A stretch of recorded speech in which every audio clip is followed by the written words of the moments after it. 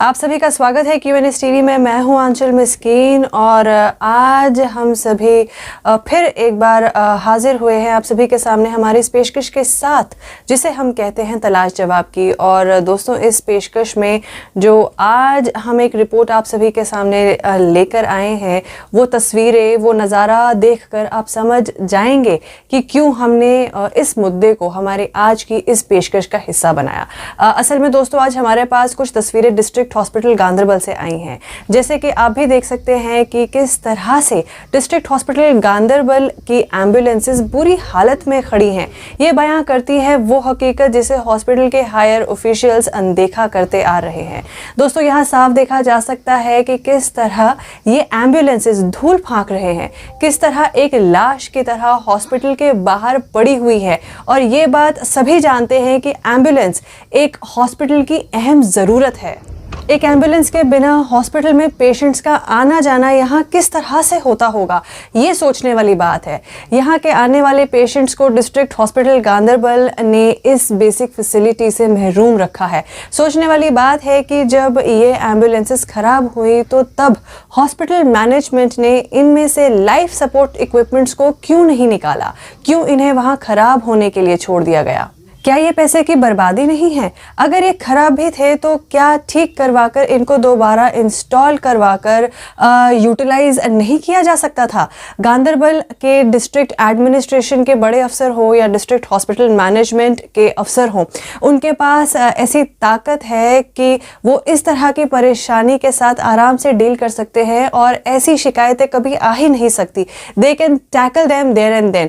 अब इन तस्वीरों को, इन वीडियोस को देखकर आखिर क्या समझा जाए?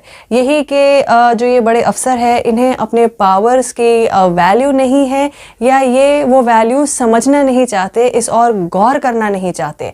एक हॉस्पिटल की ये कमी अनदेखा करने लायक नहीं है और ना ही डिले करने लायक है। इससे सवाल उठते हैं कि अगर यहाँ एम्बुलेंसेस का ये हाल है तो बाकी फैसिलिटीज़ का क्या हाल होगा। इस पर वहाँ मौजूद कुछ लोगों का क्या कहना था, आइए सुनते हैं। अस्सलाम वालेकुम वरहमतुल्लाहि वबरकातुहू। मैं आबिद हुसैन भट्ट, मैं डिस्ट्रिक्ट गांदरबल का ही रहने वाला हूँ। बदकिस्मती से मैं आज डिस्ट्रिक्ट हॉस्पिटल आया हुआ था क्योंकि मुझे खुद का ट्रीटमेंट करना था, लेकिन यहाँ पे आके मेरा दिल रो रहा है। खाली मेरा ही नहीं, डिस्ट्रिक्ट गांदरबल का दिल रो रहा है वो एम्बुलेंसों को देख के, क्योंकि एम्बुलेंसों का हाल ऐसा है जैसे एक हार्ट पेशेंट मरीज़ है, कैंसर पेशेंट मरीज़ है, वैसा ही हाल एम्बुलेंसों का हुआ है। यहाँ पे एक भी एम्बुलेंस सड़क पे चलने के काबिल नहीं है। रिसेंटली यहाँ पे एक एक्सीडेंट हुआ, वहाँ पे हमें उस टाइम मैसर एम्बुलेंस नहीं हो सकी। बिकॉज ऑफ दैट ये एम्बुलेंस ऐसी है, ये मुझे लगता है कि बीमारों से ज़्यादा ये खुद की बीमार है। तो मैं LG इंतज़ामिया से रिक्वेस्ट करना चाहता हूँ कि वो आज खुद आके गांदरबल की इन हस्पताल की तरह तवज्जो दे और यहाँ के एम्बुलेंसों पे तवज्जो दे। पहली बात ये है, जो इन गाड़ियों में, जो इन एम्बुलेंसों में इक्विपमेंट है, जैसे कि वेंटिलेटर या और कोई सामान, वो इन गाड़ियों की वजह से खस्ता हाल हो चुका है।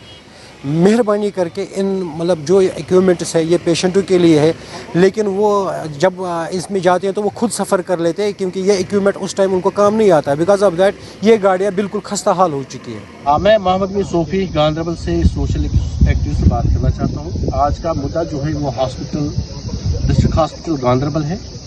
एज़ पर सोर्सेज जो हमें इत्तला मौसूल हुई है, जो हमें खबर मिली है कि यहाँ पे जो एम्बुलेंसेस गाड़ियाँ हैं हॉस्पिटल में, 13 गाड़ियाँ ऐसी हैं जो डिफंक्ट पड़ी है पिछले कई सालों से, जिन पे जंग चढ़ा हुआ है। और बताया जाता है कि कई ऐसी भी गाड़ियाँ हैं जिनके डॉक्यूमेंट्स है नहीं। इनकी भी एक अच्छी तादाद है जो बिना डॉक्यूमेंट के रन कर रहे हैं। ये एज़ पर सोर्सेज की एक न्यूज़ है। तो हम ज़िला इंतज़ामिया गांदरबल से, खासकर चीफ मेडिकल ऑफिसर गांदरबल से एक सवाल अंदाज में पूछना चाहते हैं कि आखिर ऐसी तबाही क्यों इस गांदरबल अस्पताल में मची है।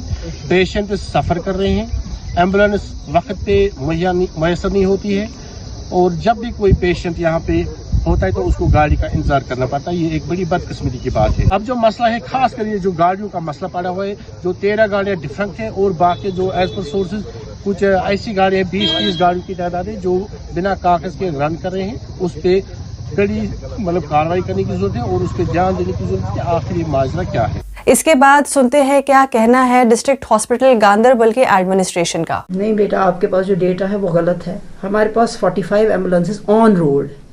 ऑन रोड जब मैं कहती हूँ दैट मीन्स वो अच्छी तरह से है, इन कंडीशन है, जिसमें हम पेशेंट को ट्रांसफ़र कर सकते हैं इधर उधर। जो ये 45 एम्बुलेंसेज हैं, इसमें से 6 हमारे पास हैं 108, वो होती हैं क्रिटिकल केयर एम्बुलेंसेज। कुछ 10-12 हमारे पास 102 हैं, बाकी हमारे पास एको 2-3 हैं। तो एम्बुलेंसेज हमारे पास टोटल ऑन रोड जो है वो 45 है। तो डिस्ट्रॉयड कोई नहीं है, जितनी भी ऑन रोड हैं वो सब कंडीशन में है और अच्छी तरह अप्लाई कर रही है रोड्स पे। ये यूएसजी इस वक्त नाइट में नहीं हो रहा है, यूएसजी इस वक्त रात तक ही 3 टियर सिस्टम हमने रखा है, क्योंकि इस वक्त हमारे पास स्टाफ का थोड़ा बहुत क्रंच है। इंशाल्लाह हमने अभी नॉमिनेट किए हैं डॉक्टर्स को जो ट्रेन होके आएंगे। ये तो मिनिमम उनको 3 महीने तक ट्रेनिंग लेनी पड़ेगी, क्योंकि स्टाफ हमारे पास यूएसजी रिलेटेड पेशेंट वैसे ही सफर हो जाएंगे। नहीं, पेशेंट्स जितना हमारे पास 8 बजे तक जो पेशेंट आता है उसका हो जाता है यूएसजी।